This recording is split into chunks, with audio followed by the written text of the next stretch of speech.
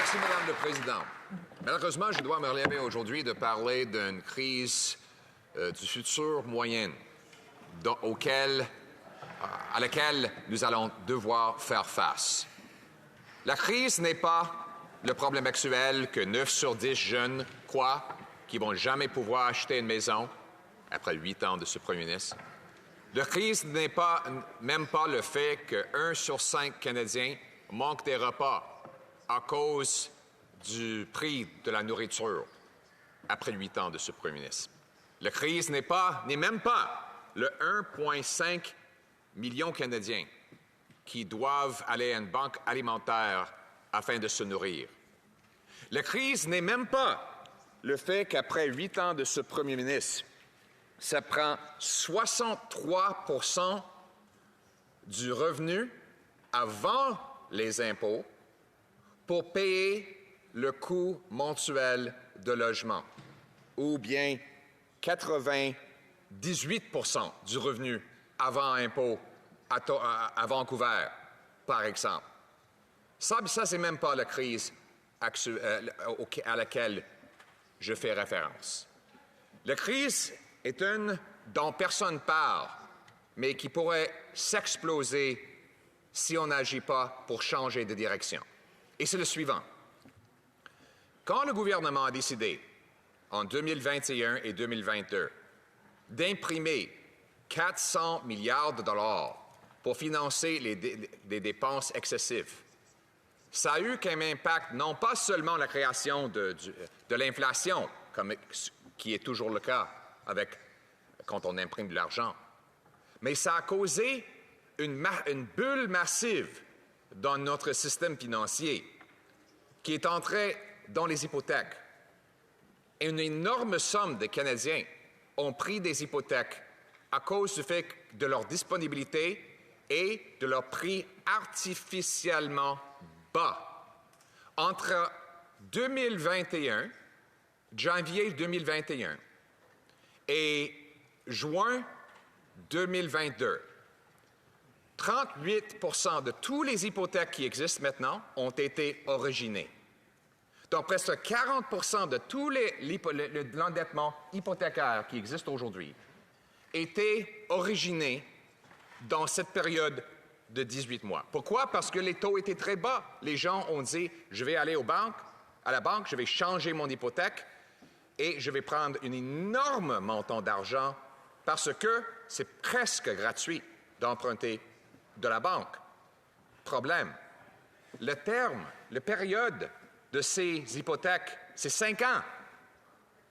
Ces grandes hypothèques vont se renouveler en 2026 et 2027, tout ensemble, avec une énorme augmentation de taux d'intérêt.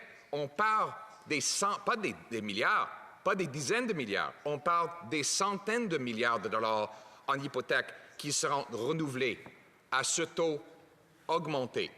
Même la Banque du Canada a reconnu que c'est un risque systématique, pas seulement pour les gens qui ont ces hypothèques, mais même pour les banques qui auront probablement un problème à retrouver cet argent-là.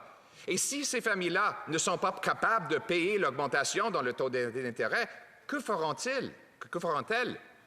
Elles vont devoir vendre leur maison. Mais si tout le monde est en train de vendre une maison en même temps, et il n'y a pas de famille qui est capable de payer les taux d'intérêt augmentés, il va y avoir des vendeurs et non pas des acheteurs. Et ça pourrait causer une chute dans le prix de l'immobilier.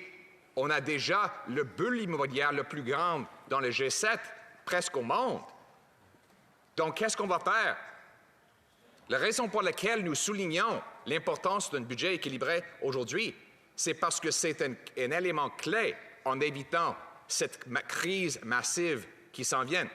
Par exemple, on sait, parce que même tous les experts libéraux le disent, que les déficits causent de l'inflation. L'inflation cause une augmentation dans les taux d'intérêt. Si on ne réduit pas les taux d'inflation dans les prochaines années, on ne va pas pouvoir réduire les taux d'intérêt avant que cette bulle se présente en 2026 et 2027. Donc, ce que nous réclamons, c'est un plan par ce gouvernement d'équilibrer le budget afin de réduire l'inflation et réduire les taux d'intérêt. Je sais que c'est la Banque du Canada qui détermine les taux d'intérêt, mais c'est l'environnement économique dans lequel cette décision est prise. Et si le gouvernement gonfle de l'inflation avec des déficits inflationnistes, ça force la Banque d'augmenter les taux d'intérêt. C'est pour ça que John Manley, l'ancien vice-premier ministre du Canada, l'ancien ministre des Finances, a dit que lorsque la Banque du Canada met son pied sur le frein, le gouvernement met son pied sur l'accélérateur de l'inflation. Il faut enlever le pied de l'accélérateur pour réduire l'inflation et permettre à la Banque du Canada de réduire les taux d'intérêt avant que cette crise se produise. C'est le gros bon sens, Madame la Présidente. C'est rien de nouveau. Les déficits gonflent de l'inflation et des taux d'intérêt. Les budgets équilibrés réduisent les deux. Et c'est ce que nous allons faire. Nous allons plafonner les dépenses pour éliminer les déficits, éliminer le gaspillage pour équilibrer le budget, réduire l'inflation et permettre, monsieur et madame tout le monde, de continuer de payer leur hypothèque et garder leur maison. C'est avec cette grande prudence que nous réclamons que le gouvernement respecte les promesses qu'ils ont faites il y a 6 mois d'équilibrer le budget dans la période moyenne. Et l'instant qu'ils font ça, nous allons permettre un vote et peut-être, s'ils ont le vote à la Chambre, une adoption de ce budget. C'est le gros bon sens de monsieur et madame tout le monde. Nous allons ramener le gros bon sens chez nous, Madame la Présidente. Merci.